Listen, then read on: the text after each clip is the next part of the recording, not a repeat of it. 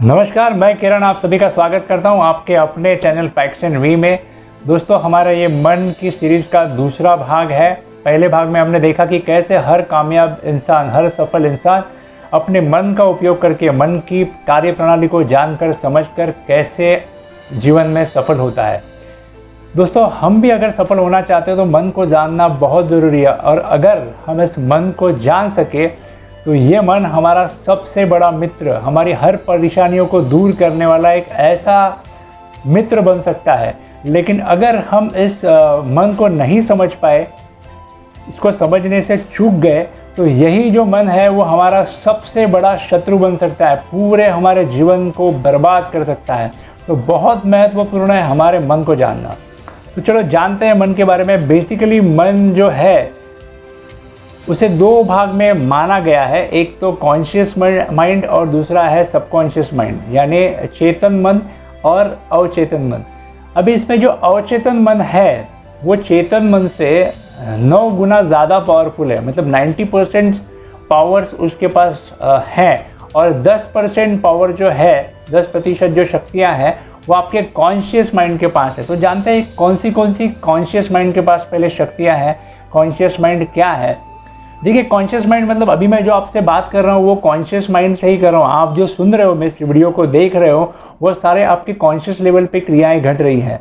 तो जो भी बातें करते हैं हम, जो भी खाना खाते हैं, घूमने जाते हैं, ये सारी क्रिया जो है वो कॉन्शियस माइंड में आती है।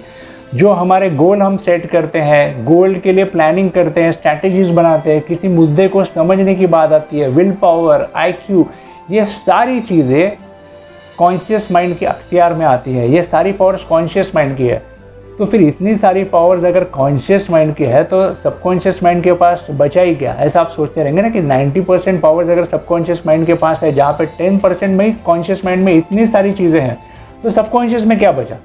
तो सबकॉन्शियस माइंड के पास जो भी अनैच्छिक क्रिया है, मतलब इनवॉलेंट्री एक्शंस है, वो सारे आपके सबकॉन्शियस माइंड के अख्तियार में आते हैं। जैसे कि हमारी सांसें, ब्रीदिंग, आपके हार्ट बीट, आपका डाइजेशन, आपका हार्मोन सिक्रेशन, आपकी इम्यून, आपके रिफ्लेक्सेस, ये सारी चीज़ें जो है वो आपका सबकॉन्शियस माइंड कंट्रोल करता है।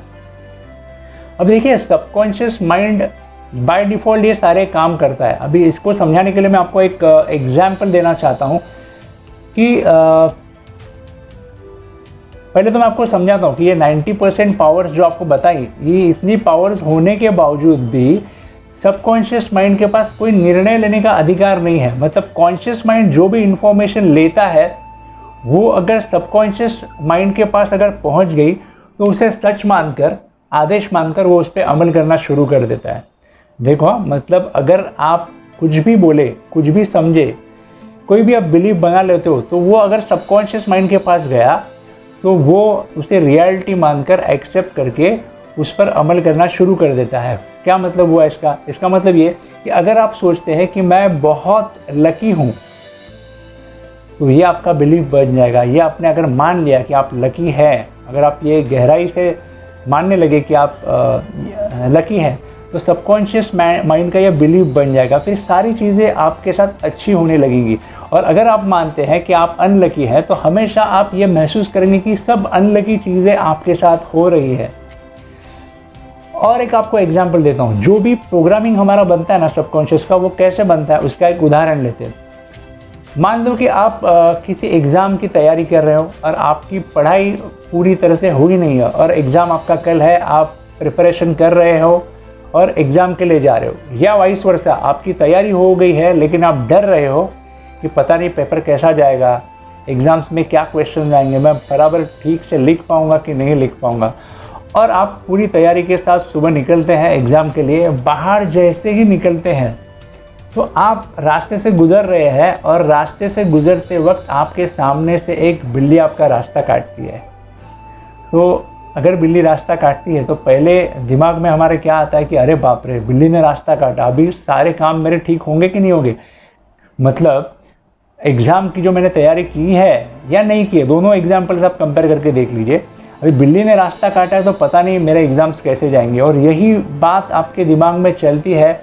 आप एग्जामिन हॉल में जाते हो, एंटर करते हो, पेपर लिखने बैठते हो, और अगर आपने तैयारी की भी है तो बार बार वो थॉट चला कर क्या होता है कि सबकॉन्शियस माइंड को ऐसा लगता है कि बिल्ली काटने से अगर काम खराब होता है, मतलब एंड मोमेंट को आपको कुछ डिफ़िकल्टीज तैयार करनी है, रास्ता आपका ख़राब करना है, जैसे बिल्ली ने काटा है वो आपका बिलीफ जो है उसको रियलिटी में कन्वर्ट करना है। तो जो भी चीज़ें आपने याद की है वो आपको एग्ज़ाम के वक्त याद नहीं आएंगी, या उस वक्त पर्टिकुलर वक्त आपको जवाब भी पता है लेकिन आप लिख नहीं पाते, ये हो सकता है।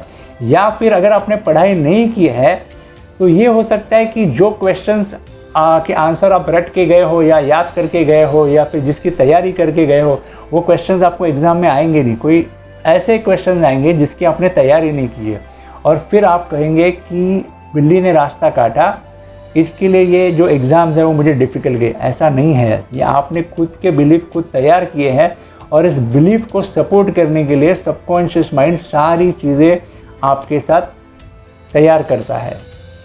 ठीक है, ये एक एग्जाम्पल हुआ। दूसरा एग्जाम्पल लेते हैं कि सपोज़ आप कार ड्राइविंग सीख रहे हैं, आप मोटर ट्रेनिंग स्कूल में जाते हैं।